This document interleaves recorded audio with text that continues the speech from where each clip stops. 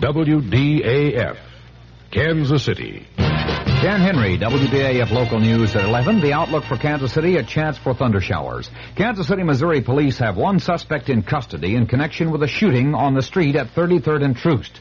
2 women were injured. They have been identified as 30-year-old Joan Oglesby of 2139 East 15th in Kansas City, and General Hospital lists her condition as critical, with gunshot wounds in the chest and stomach.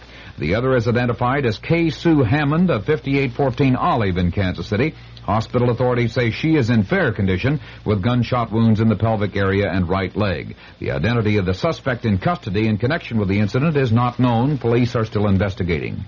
A class action suit against the Kansas City, Missouri Board of Education and the Kansas City Teachers Union has been filed on the docket of U.S. District Court Judge Elmo Hunter. The suit was filed on behalf of his sons by the father of 2 boys who attend Southwest High School, asking the judge to order schools opened and teachers to halt the strike. A hearing was set for April 25th.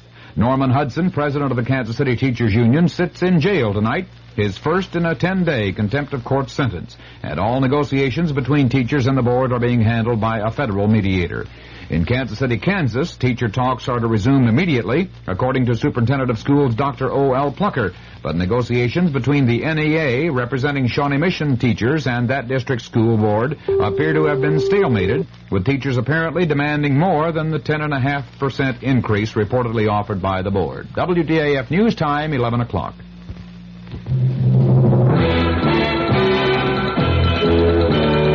News of the hour on the hour from American Information Radio. This is Richard Wall from Los Angeles, and at this hour, some black police officers in San Francisco have joined the protest against the stop and search policy in the Operation Zebra hunt for the killer of 12 whites. A member of the group, Officer Jesse Bird, announced, "We are just as much concerned about the apprehension of this individual or individuals as anyone else. But we do not approve of the Gestapo-type tactics that are being used. We do not approve of people being stopped and frisked at random.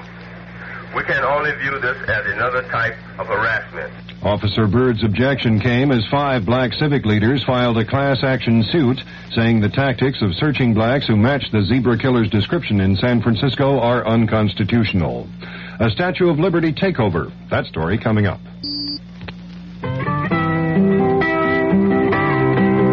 In the breath of a child lies the hope of our land. On the lips of a child rests the poem tall and grand. In the heart of a child is the peace that we have planned. And the breath of our children is a gift from God to man.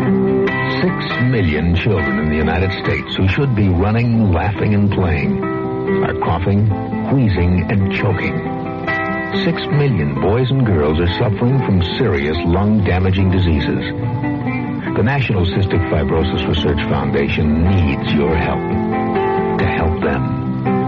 In the breath of a child lies the hope of our land. A group calling itself the Attica Brigade has taken over the Statue of Liberty in New York and promises to stay the weekend, demanding impeachment of President Nixon and protesting what's called social injustice in the U.S. President Nixon is spending the night at Camp David in Maryland. Earlier, the president went for a dinner cruise aboard the yacht Sequoia on the Potomac and then stopped by the home of his daughter Julie Eisenhower in Bethesda, Maryland. Mark Felt, former associate director of the FBI, says the White House asked him to issue news releases on Watergate that he considered improper for the FBI to be involved in. Felt ran the FBI after J. Edgar Hoover's death. The defense has rested its case in the perjury conspiracy trial of John Mitchell and Maurice Stans in New York. The prosecution will present rebuttal witnesses Monday. Israel and Syria disagree on losses in the first major air battles in the Mideast since the October War. But there's a warning about the consequences of the increasing escalation of the Golan Heights fighting. Correspondent Andrew Mizell's reports from Tel Aviv. Israeli Defense Minister Moshe Dayan warned today that if the Syrians continue escalating the battle around Mount Hermon, Henry Kissinger might arrive here in 10 days to find a full-scale war in progress. Dayan issued the warning in a television interview which I watched here in Tel Aviv. It came on the eve of the heaviest day of fighting yet a day in which Israel reported its first battle losses in the air, 2 warplanes shot down by ground fire. Dayan said that if Syria continued trying to capture territory, Israel would feel free to do the same. Andrew Mizels, ABC News, Tel Aviv. Japan has signed an agreement with China for mutual airline service. The nationalist Chinese on Taiwan have threatened to end their aviation agreement with Japan because of the arrangement between Tokyo and Peking. Government economist Gary Sievers says inflation will remain a serious problem in the U.S. Sievers' remark followed release of figures showing the cost of living rose 1.1% in March, raising the 12-month increase in consumer prices to 10.2%. The Chicago Tribune has an announcement of interest to nostalgia buffs. The Tribune says it will bring back the original Orphan Annie cartoon strip starting Monday. The first episode will show Annie and her dog Sandy in 1936. This is Information Radio News. From the Kurt Mears Sports Desk, the Kansas City Royals play the Chicago White Sox 2 more games in this series, tomorrow and Sunday, then move to Boston. A temporary restraining order has been issued against the Cincinnati Bengals linebacker Bill Bergey and the World Football League that keeps all WFL owners from negotiating with any member of the Cincinnati squad. Peter Oosterhouse holds the lead in the Monsanto Open Golf Tournament with a 36-hole total of 133, and the KU Relays will be wrapped up tomorrow. Kansas City's forecast partly cloudy and mild with a chance for showers or thunder showers through tomorrow. After an overnight low around 60, the high tomorrow will be in the upper 70s. Dan Henry, WDAF News. The CBS Radio Mystery Theater presents...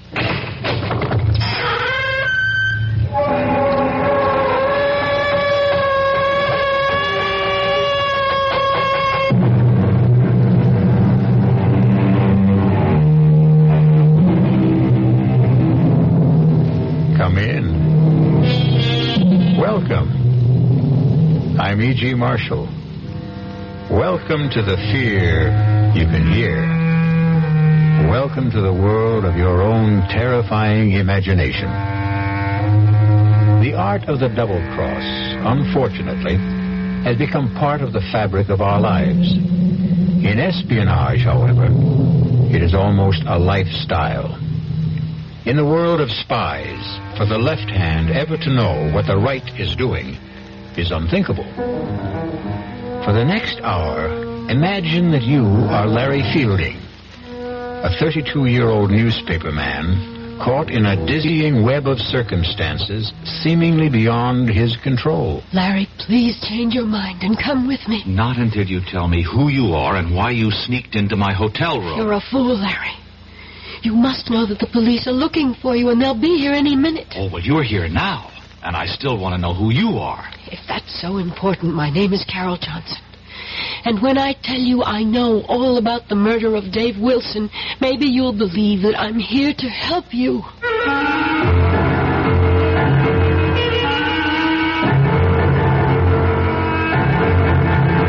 Our mystery drama, The Lady Was a Tiger, written especially for the Mystery Theater by Murray Burnett, stars William Redfield.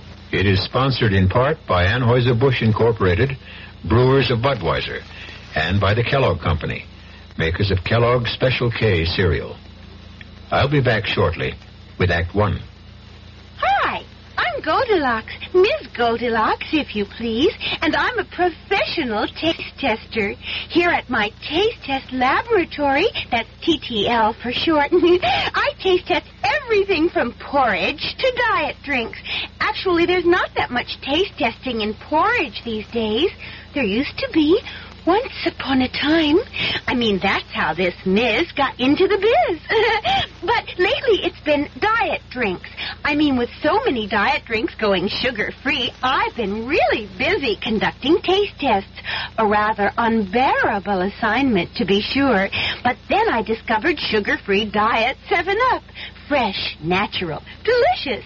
My only problem is that sugar-free Diet 7-Up tastes so good that it broke my Goldilocks diet drink taste-o-meter. Well, sugar-free Diet 7-Up certainly has my seal of approval. This one's just right. Don't let anyone con you into thinking it's wrong to turn in a heroin pusher. You're not ratting. You're doing your part to wipe out one of the most insidious epidemics racking our country today. So don't let anyone kid you. If you really care about the quality of life, if you really care about improving society, you'll do everything you can to get the heroin pusher off the street and into jail where he belongs. If you have information about a drug pusher, use the heroin hotline. The number is 800-368-5363. That's toll-free from anywhere in the country. The number again is 800-368-5363.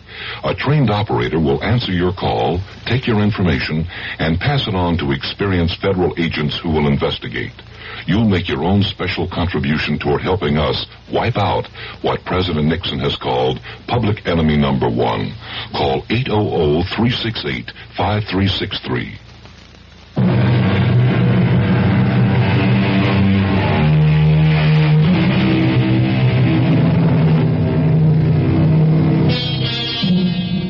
Walking is great exercise, and with good weather can also be great fun. But not when you've just been fired by the editor of the newspaper for which you've worked happily for 5 years. Larry Fielding has been walking aimlessly for 2 hours, trying to figure out why Horace Finley, the editor and his boss, had refused to give him any reason for his dismissal. Tormented by his frustrating thoughts and tired, Larry sits down on a park bench to think. He is so deep in thought, he is unaware of 3 men who suddenly surround him. Larry has only to look at them to know that he is in trouble. He tries to get up, but is pushed back down, and the men start to beat him up. No, take my money and leave me alone, will you? Look, if you want money, I told you can have it. Help!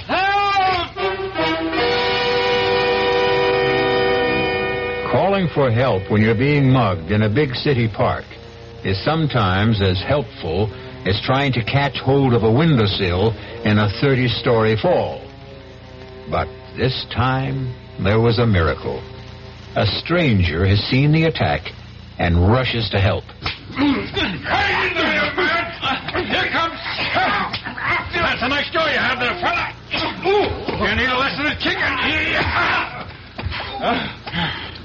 That took care of them.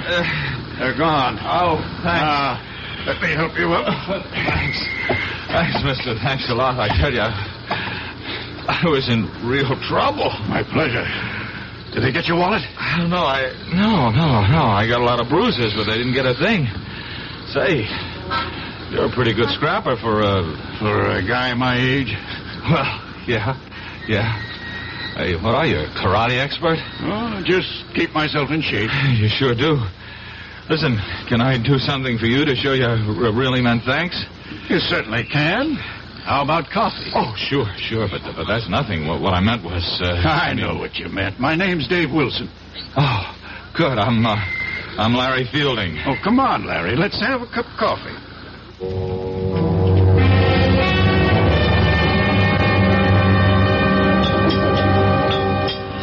You know, I still can't get over the way you tore into those guys. I was a commando in World War II. World War II? Did you think I was in the Civil War? No, I didn't mean that. It's just... Well, to a young fellow like you, World War II might as well have been in the last century. It was only 30-some-odd years ago, you know. Oh, I know. After all, I was in the newspaper business. Yeah, that's tough what you told me about losing your job. What are you going to do? Oh, I don't know. Look around for another one. What bothers me is the way my editor let me go. No explanations. You know, we were friends. You'd think he'd at least tell me why he fired me. Those things happen. Stop torturing yourself and begin making plans. No, not until I get this thing straightened out in my own mind. I think I'll call my editor at home tonight and... I've got a better idea. Go out and get drunk, huh? Nope. How about a trip to Paris? Are you putting me on? I'm serious. Well, what are you? A scout for contestants for some kind of TV quiz show? No, I am a man sitting on $200,000. What? And I need a guy just like you. Now, look, I'm a newspaper man. Anytime a stranger starts talking about a trip to Paris and a couple of $100,000, I, Walk away without even listening? Yeah. Even if the man just happened to maybe save you from being mugged, robbed, and beaten up? Okay, all right, I'll listen, but believe me, that'll be it. Fair enough. First, here's my card. Oh, David Wilson, Calridge Imports. I never heard of him. You can call and check me out.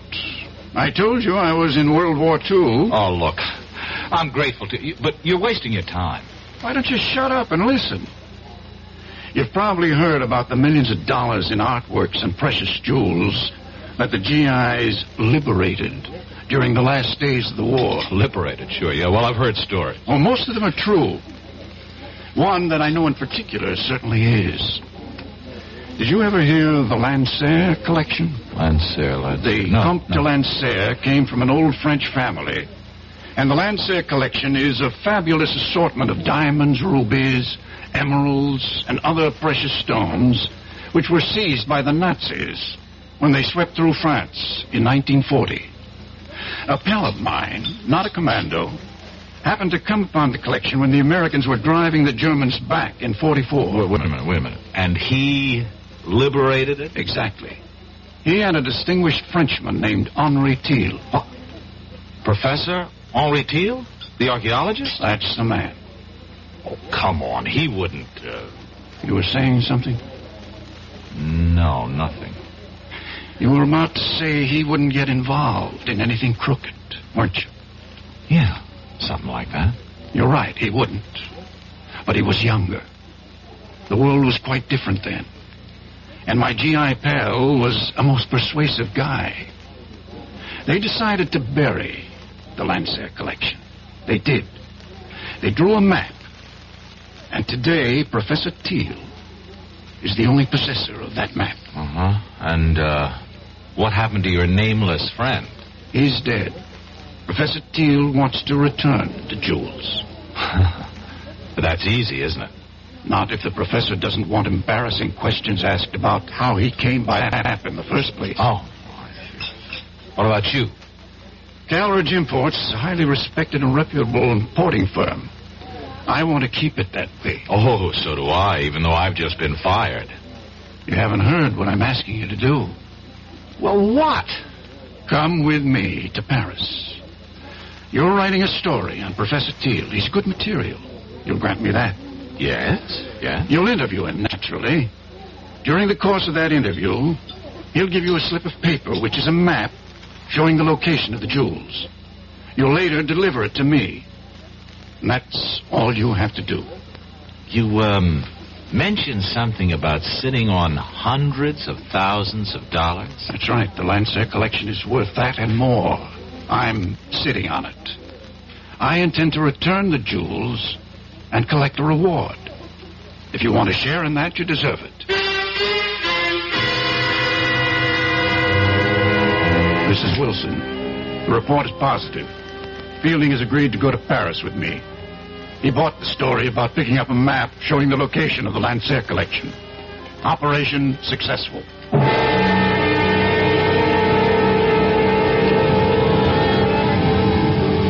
You'd better be on your way, Larry. You're due at Professor Thiel's in 10 minutes. I suppose it's too late to back out, huh? You can always back out, Larry, but I don't think you will. There's really nothing to it. Make it look like a normal interview. Take notes. The professor will give you the map. Slip it in with your notes. Bring it back to me here. I'll be waiting. Okay. Larry. Yes? Relax. Oh, sure thing. I'll see you.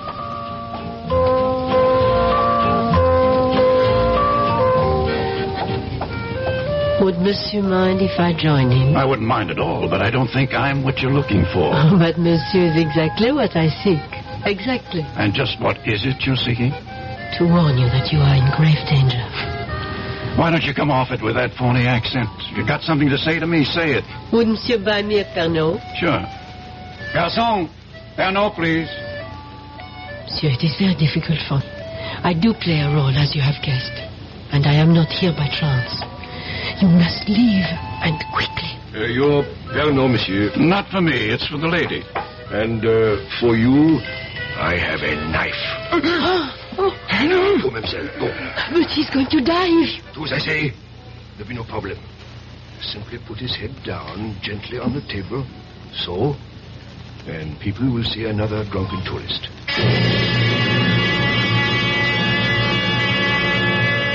Your name is Larry Fielding. You're 28 years old, and you're feeling marvelous. You have just completed a fascinating interview with Professor Henry Teal, and you have the paper that you're going to hand over to your friend who's waiting at Les Deux Magots. You see him at the table where you left him.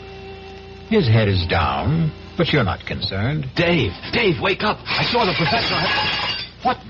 Monsieur, what has happened? Well, I don't know. I came back to meet my friend. I guess he's passed out. A moment, monsieur. Look, this man has been murdered. What?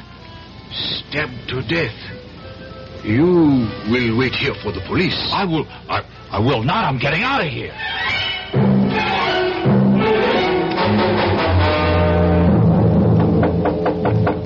Who's there? It is I. Open up. What's the matter? What happened? The other American. The young one. He got away. You let him go? He panicked. Ran. Now what? He'll probably go back to his room at the Dauphine. You will check. But aren't the police looking for him? I hope so. I gave them a complete description. And what do I say to them if they find me in his room? Calm, a beautiful young lady like yourself. Get to him and find out where the paper is.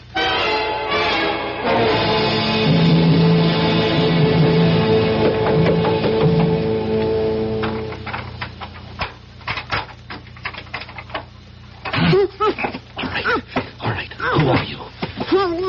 If I take my hand away, you promise not to scream? Right? Okay. Now, why have you picked the lock into my room? Never mind. You have to get out of here. Not until you tell me who you are. If that matters, my name is Carol Johnson. I've been sent here to help you. Oh, sure. I know about the murder of your friend. Wait a minute. Sent by whom? I'll answer your questions while we're on the way. On the way to where? Safety. I don't need to run. I didn't kill anybody. I'm not about to take off with a strange girl, particularly not one who's equipped with skeleton keys. Oh, suit yourself. Goodbye.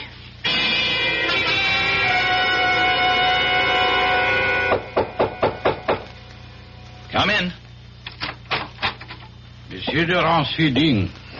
Yes? Inspector Victor Roux, Sûreté. Oh. You will please come with me. What for? Suspicion of murder of another American? Monsieur David Wilson. Inspector, listen. Why would I kill Dave? I've already told you I had an appointment to meet Dave at the cafe. He was waiting for me. Would I have walked up to a man I just killed and shake him so that he'd fall down and make a big scene? That is your explanation. There is nothing to support it. Well, there's nothing against it either. There is the word of Louis Goret. Who's he? The waiter who attended the table at which Monsieur Wilson and you sat. The only reason that you are not, as of this moment, charged with murder is because you did return. That much the waiter's testimony supports. Only he says that Monsieur Wilson might very well have been dead shortly after your return, and that you had time to kill him. That's a lie. So you say. Oh, just check with Professor Teal. He'll tell you what time I arrived, what time I left. We have been trying, and there has been no answer. We may have him on the telephone now. Hello? Eh? So? Voilà bien. Merci. All right, well, what'd he say? That was not Professor Teal. That was his apartment. And his servant. His servant? There was nobody there when I saw him. Don't you mean if you saw him, monsieur? Oh. According to the servant, Professor Teal left for an extended holiday early this morning, and it is not known when he is expected back.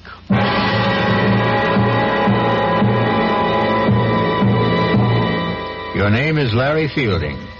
You're 32 years old, and you find yourself in prison in Paris, accused of murder. You know you've been had, and you're dealing with forces that seem beyond your control. You have a million questions, and the only man who could answer them is the man you're accused of killing. We'll be back shortly with Act 2. When you drink beer, do you tilt the glass for long, hearty swallows? Or just tip it and sip it? Well, sipping's the thing for wine. But Budweiser beer is a hearty drink, brewed for zest and character. The best way to enjoy Bud is to drink it.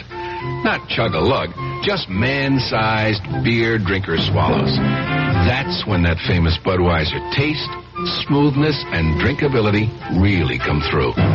Smoothness and drinkability that come only from natural carbonation and exclusive beechwood aging. Smoothness and drinkability, too good for any half-hearted sipping. So drink up. You'll see that brewing beer right does make a difference, and that when you say Budweiser, you've said it all. Anheuser-Busch, St. Louis. In 1919, someone had a big idea. Let's help youth understand big business by starting them in small businesses of their own. And Junior Achievement was born. Each group elected a board of directors, chose a product, set up a production line, sold stock, and went into business. That year, 314 students made and sold products and learned the business of business.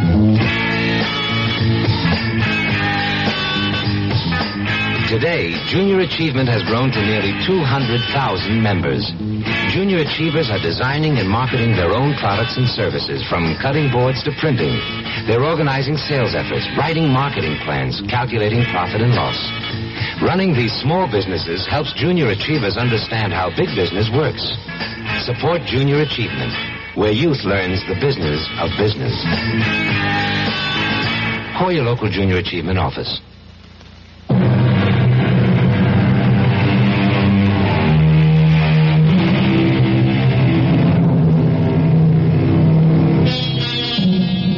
To many Americans, Paris means visits to the Louvre, strolls along the Seine, or fine food. But to Larry Fielding, it means the inside of a prison cell, where he sits accused of a murder he didn't commit. Fielding knows he's been caught up in something that involves more than the recovery of some stolen jewels. However, what he doesn't realize is that he's the key pawn in a deadly game, and the players are about to make some moves. Come. I don't think it's smart to have me come here so often. I would not have sent for you if it were not necessary. Do you still believe that Fielding knows nothing about the operation? I do. Then where's the document? Well, we don't know he ever had it, do we? We know he visited Thiel. We know that Wilson waited for him at Les Dumagots. We know he came back there. I think it is safe to assume that he was carrying the plans. And he didn't have it on him when he was arrested. Roger arranged to be there when Fielding was brought in and searched. He says there was nothing on him. But he wasn't picked up right away. Exactly.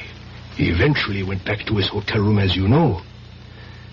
I believe he has the paper and that he has somehow managed to hide it. It does us no good in prison. We shall have to arrange to have him released. And how do we do that? We don't. You do.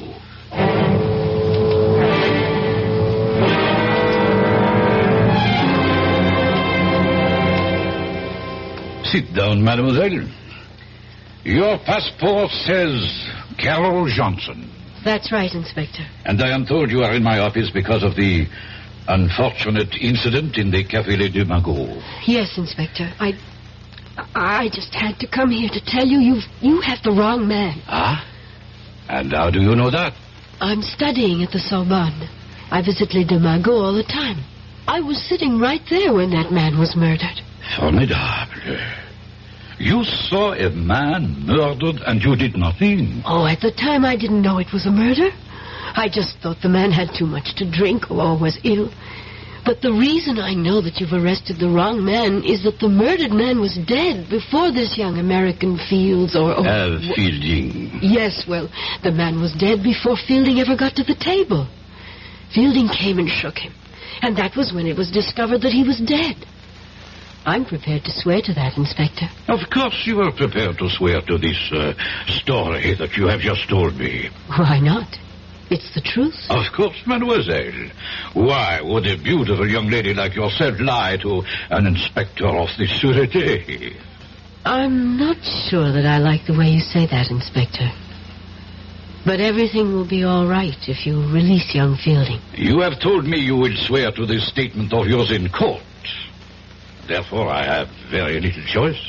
Ah, good. But, mademoiselle, I have been a police officer for 20 years. Long enough to know that witnesses who appear late with an alibi for an accused murderer often have reason. Oh, that's ridiculous. And I also wish to warn you, mademoiselle, that the Sûreté considers this a very much open case. That is the business of the Sûreté. Au revoir, Inspector.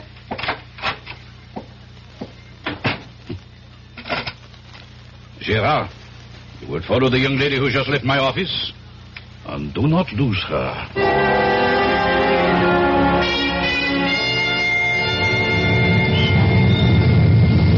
Hello there. Oh, it's you. Want to give me a lift? Well, I suppose I owe you something for getting me out of jail. Taxi! Taxi! There, we got one. Hop in. Oh, thanks. Driver, Hotel Dauphine. Well, you look pretty good for a jailbird. You look pretty good yourself for... Come to think of it, what are you? An American girl in Paris trying to make a living. What are you? An American in Paris in need of a bath, a drink, and some food. You know, you're not bad looking. Oh, thanks. While we seem to be exchanging compliments, can I say you're about the best-looking girl I've seen since I've been here? Thank you. Now that we like each other so much, don't you think it's time we started telling each other the truth? Yes, I'll buy that.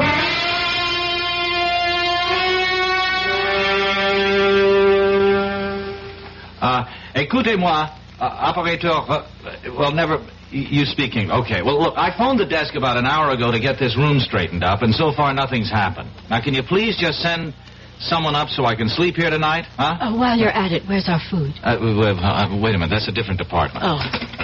I'll have to call room service again. Oh, maybe you won't have to bother. Entree. Your dinner, monsieur.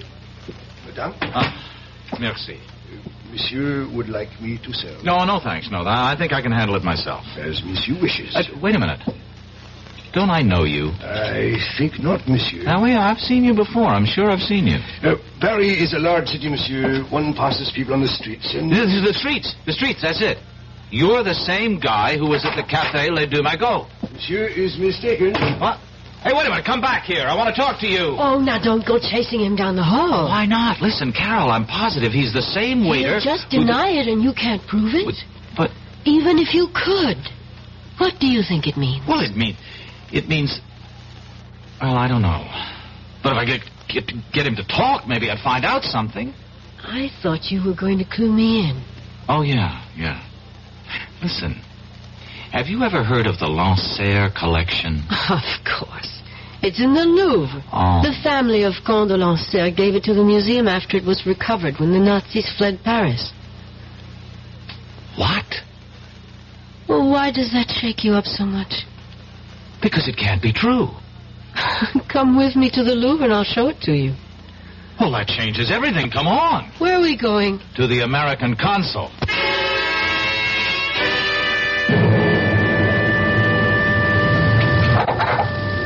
Well? Unbelievable. What? Simply unbelievable. Do you know what the consul told me? I predicted it, didn't I? Yeah, that's right. Mm-hmm. He didn't want to hear about it at all.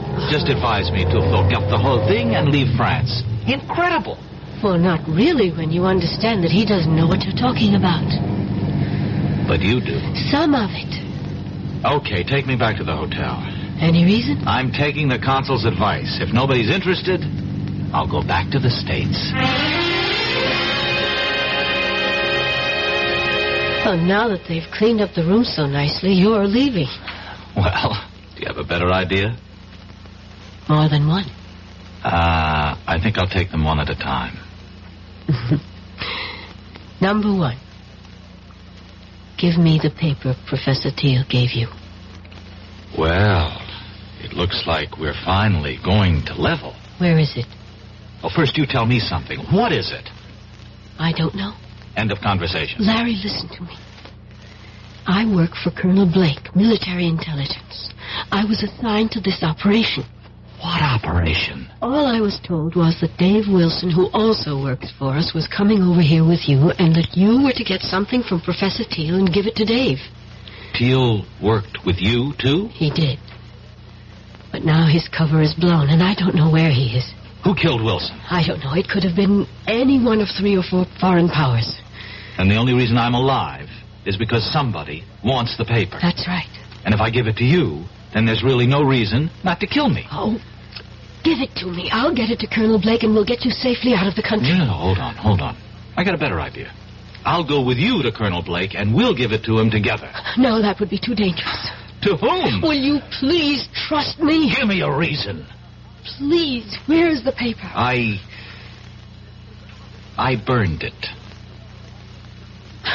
You expect me to believe that? Why not? You expect me to believe everything you tell me? You admit you had the paper. And somehow, between the time you ran from Les Deux Magots, you managed to hide it in a place where experts have been unable to find it. I told you I burned it. And you know that's a fairy tale that no one will believe. I don't care whether you believe it or not. Now, are you coming with me?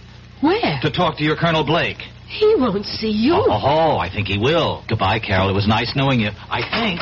You will kindly step back into your room, Monsieur Feeling. Now, wait a minute. Let me introduce myself. I am Major Simonovich. Oh, of the GPU or the NKVD? It does not really matter. What matters is that you and I have something to discuss. I warned you. Yeah, sure you did. Just like a rattlesnake does. I do so dislike dealing with amateurs. This is strictly a business. You mean you want to make a deal with me? Correction. I mean you would find it wise if you wanted to make a deal with us. For the paper? Exactly. Where is it? No, not so fast. Not so fast. You spoke about a deal? You give us the paper, we give you your life. You must really believe I'm an idiot. You people murdered Wilson. That paper is the only thing that's keeping me alive. I have my word. No deal. Do you really believe you have a choice? Carol, call Rodjansky. Make the usual arrangements. We will wait here. Donnez-moi 80-36, s'il vous plaît. C'est ça. Merci. Carol. Yes. Tell me something, will I like Rodzansky?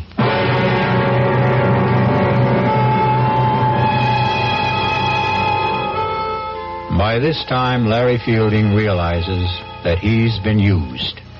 That he was never supposed to bring Dave Wilson a paper telling the location of the Lancer jewel collection. But his discoveries have only added to his dilemma. He was quick-witted enough to realize that his only hope was to hide the paper, because that slip of paper is his last resort. We'll be back shortly with Act 3. Breakfast in the morning, Kellogg's has that wholesome taste to get you up and grinning. This is Jerry Crawford for Kellogg's Special K. We've been having some fun in our television and radio commercials by using a ball and chain to symbolize the slight overweight problem common to so many of us. We point out that being a few pounds overweight is just a little more difficult for you. Climbing stairs, just walking around, even sitting down can feel, well, like you're wearing a ball and chain. In case you missed the message, it's this. If you really want to get rid of that extra weight, you really have to work at it by exercising and with sensible meals like the Special K breakfast.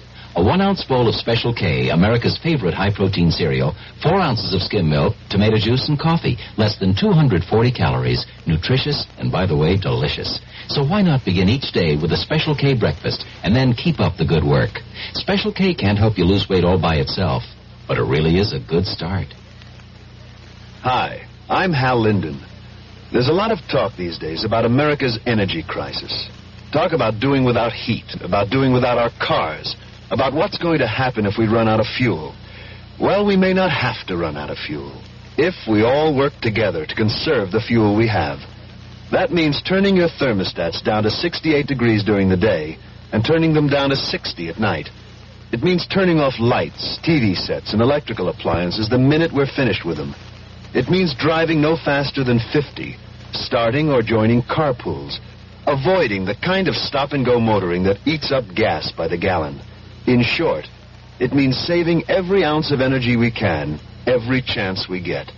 So please, do your part to make the fuel supply stretch a little further. For your own sake, don't be selfish. Don't be foolish. Don't be fuelish. This message from the Federal Energy Office and the Advertising Council.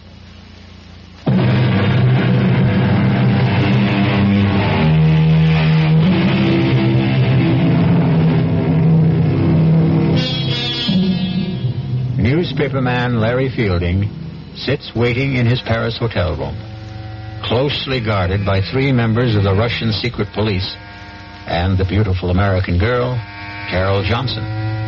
They are waiting for a man named Rozansky, who might very well be, for all Fielding knows, his executioner. You know we mean to obtain the paper.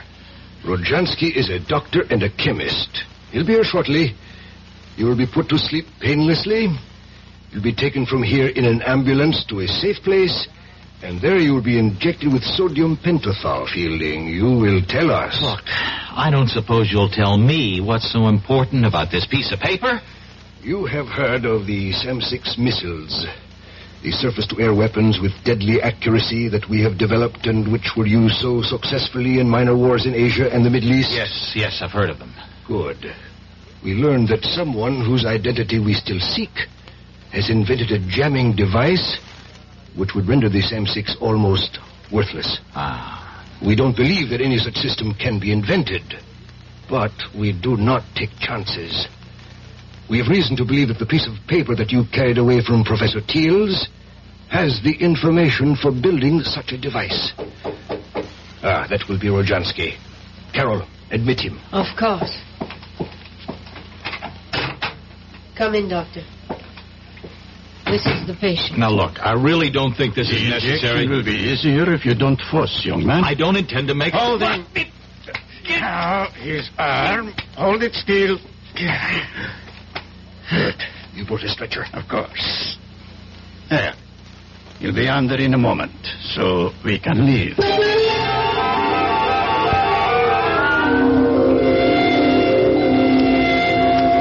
What is this? Gendarmes? It has nothing to do with us. We are taking a sick man to the hospital. Put this stretcher into the ambulance. Quickly. I must apologize, but we received a report from the hotel concierge that there was a dead man here. Absurd, Inspector. This is Dr. Jansky. The doctor will explain this to you, Inspector. This man became suddenly quite ill. I gave him a sedative to quiet him, and we're now taking him to the Lefebvre nursing home, as you can see by the ambulance. You say he is alive? Very much so. See for yourself. Mon Dieu. I know this man.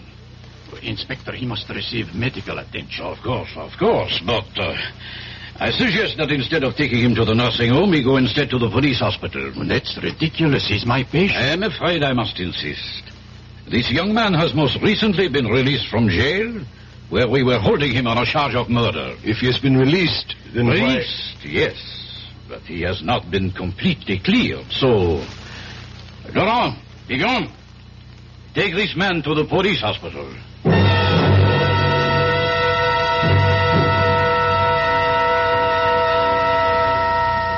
Did you get a report? Yes. And? He'll be conscious in an hour. And he will talk. I'm sure of that. He will scream to see Colonel Blake, and then your cover is blown, and the whole operation goes fooey. What do we do? Silence him. But what about the papers? We will be faulted for that, of course. But if we do not have it, neither do the Americans.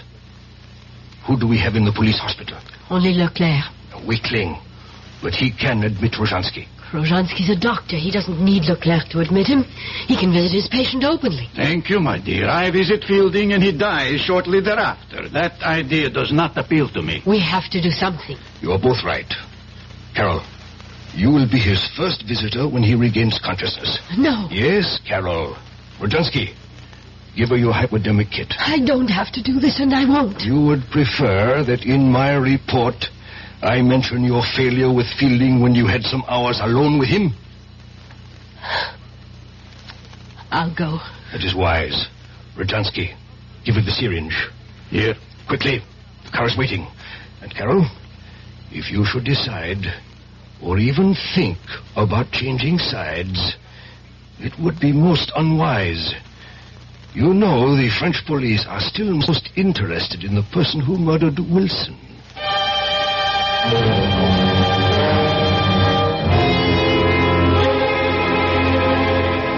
You awake now, Larry? Oh, no. Wake up and listen to me, Larry. What? You've got to listen. Try to understand me. Wait a minute. What kind of a place is this? You're safe.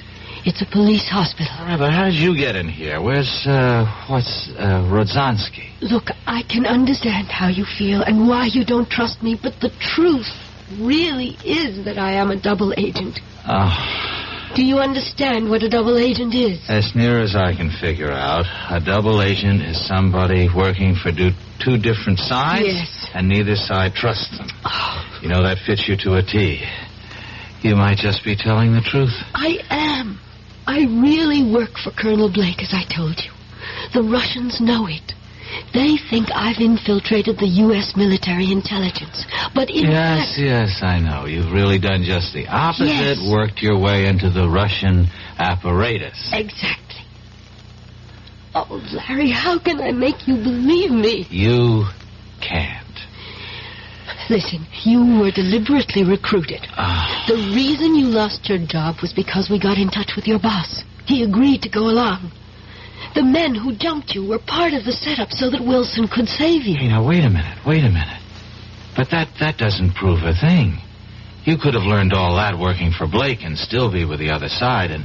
Oh... And wait, now, speaking of Wilson, how about getting him killed? I tried to warn him, but there wasn't enough time.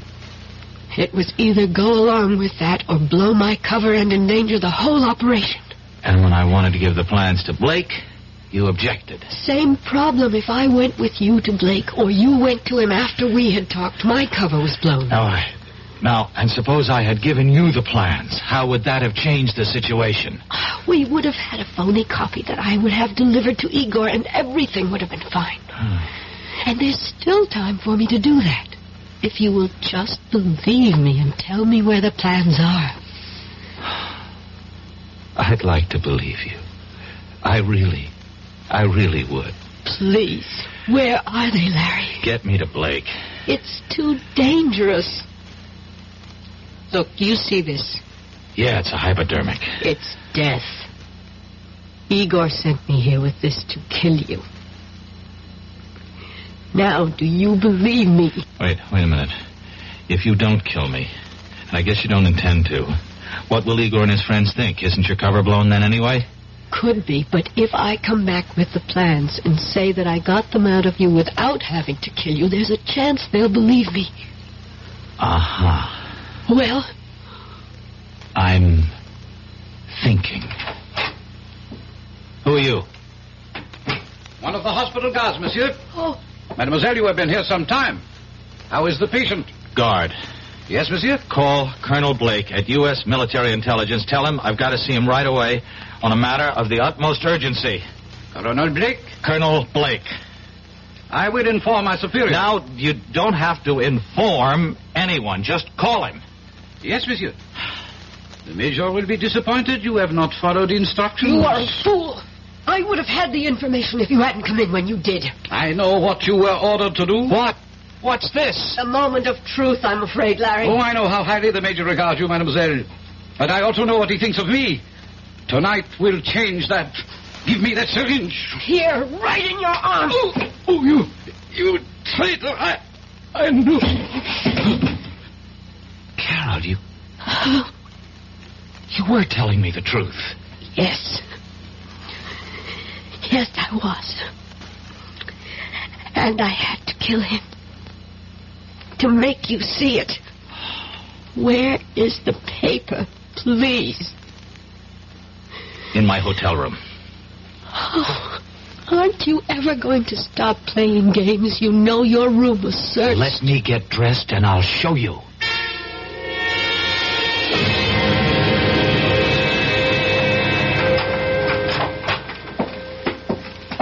If it's not here, there's going to be the devil to pay. Don't worry, it's here. Now I'm the one who has to be shown. Trained operatives from 2 special branches went over this room with everything except Geiger counters. Okay. Where are we going? The bathroom. That was searched, too. Oh, I don't doubt it. Oh, we went through that cabinet. Did you now? What do you see? Towels, paper tissues, some of your toilet articles. We took your razor apart. And what else? A roll of toilet tissue, unopened. And as the French say, mademoiselle, voila. Oh. And now we unroll this toilet tissue and keep unrolling it, and... Oh, my God. Where did you learn to open a package and reseal it like that? When I was a kid, I was the best clerk in Roscoe's shipping department. Oh, thanks. It was nice knowing you. I really mean that, Larry. Hey, wait a minute. Surely I've earned the right to buy you dinner. I'd like to. Well, you'd better, or I'll start doing some talking. Blackmail? You said it. All right. I'll meet you at Les Deux Magots at 10:30. No way. Let's try the right bank, La Rotonde. That's a date. I'll see you. You better be there. Shirts, ties. Yes, I think that's everything. Come. Oh, it's you, Rojansky. Are you coming with me? I am staying. And we shall say goodbye. I do not have much time. The plane for Moscow leaves at... I do not think you'll be taking the plane. Are you insane? You know I've been recalled. Not precisely.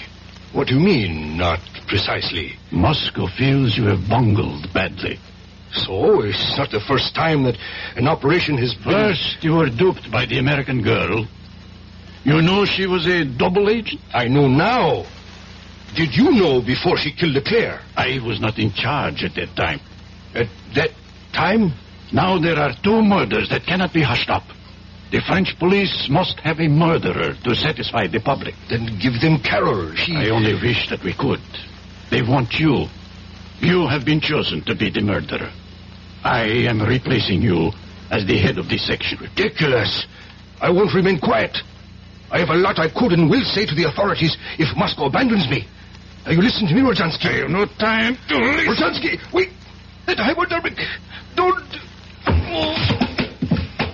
Igor, you should be pleased to know that your dying will serve a good cause.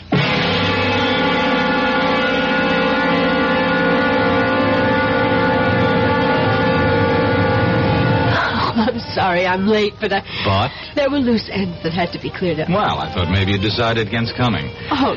After all, your job here is finished. Well, yes. Sit down, sir. Now that the Russians know you, there's nothing for you to do. It would be suicide to try to, huh? Oh, well, there are other things for me. Sure. Like getting married to a lovesick newspaper man, settling down, raising a family.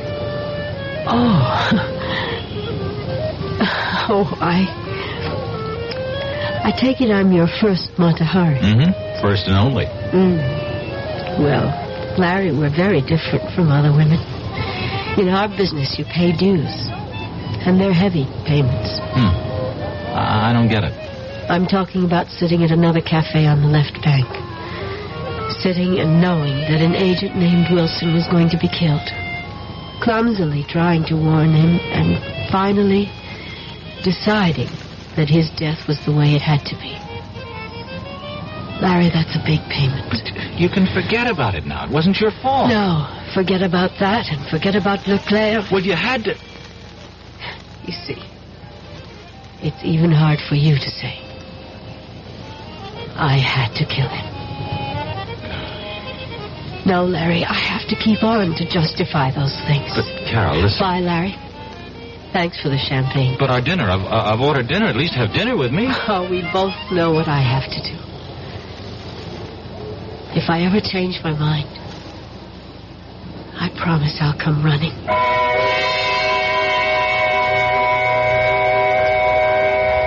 Larry Fielding sat in La Rotonde and watched her walk away. He knew she was walking out of his life. For a moment, he toyed with the idea of running after her and joining her world of spies. He flirted with the idea that he might even be some sort of an American James Bond. But then, the waiter brought the dinner. And to his surprise, he was hungry. And that realization made him wonder about whether or not he was truly in love. I'll be back shortly. Who knows how to help you solve your shopping problems? Your Better Business Bureau knows. I saw this perfectly darling mirror in the showroom, so I bought it. But when the truck came, they delivered this thing I never saw before. Now what am I going to do? I'll tell you what to do, madam. But who are you? I'm the man from the Better Business Bureau. Now, the first thing to do is to call the store manager and tell him what happened. But in the future, when your merchandise is delivered, you should examine the item before the delivery truck leaves. And if it's to be delivered from a warehouse, have a clear understanding with the dealer that unless it is the same as the sample shown to you, you will not accept it or pay for it. Oh, thank you. Just part of my job, madam, to help people with their shopping problems.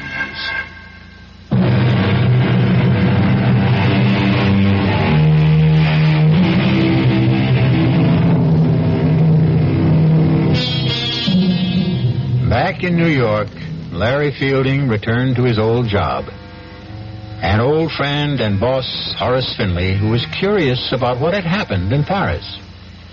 Finley kept pressing Larry to tell him about his Parisian adventure. Finally, Larry said, I'll tell you, Horace. In Paris, the food was good. Our cast included William Redfield, Joan Loring, Roger De Koven, Ian Martin, and Chris Gampel. The entire production was under the direction of Hyman Brown. And now, a preview of our next tale. I really killed that boy, you know? What did you say? I killed him, Mr. Murray. I waited for him in the hallway the next day, and I grabbed him. He was a scrawny kid. It was like wringing in the neck of a chicken. I'd do the same thing again, Mr. Murray, to the next guy who bothers my wife. They gotta learn. You lied to me. Every stinking word you told me was a lie. Don't be sore, Mr. Murray. I couldn't tell you the truth, could I? I mean, you wouldn't have taken the case, would you? Yes! I would have taken the case and told you to plead guilty with cause. No, I wanted you to get me off, and that's what you did. Look, I gotta go now, Mr. Murray. I just want to say thanks again. Oh, you think it's that simple? You think you can just walk out of here? Melanie's waiting for me. She likes to eat dinner early. The girl's always hungry. So long, Mr. Murray. Radio Mystery Theater was sponsored in part by new sugar-free Diet 7-Up. This is E.G. Marshall inviting you to return to our Radio Mystery Theater for another adventure in the macabre. Until next time, pleasant dreams.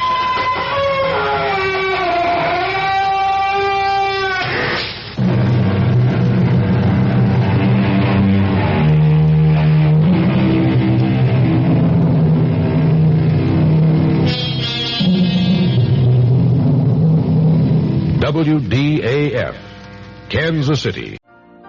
You've been listening to the OTR Gold Network. Find more classic radio at otrgold.com.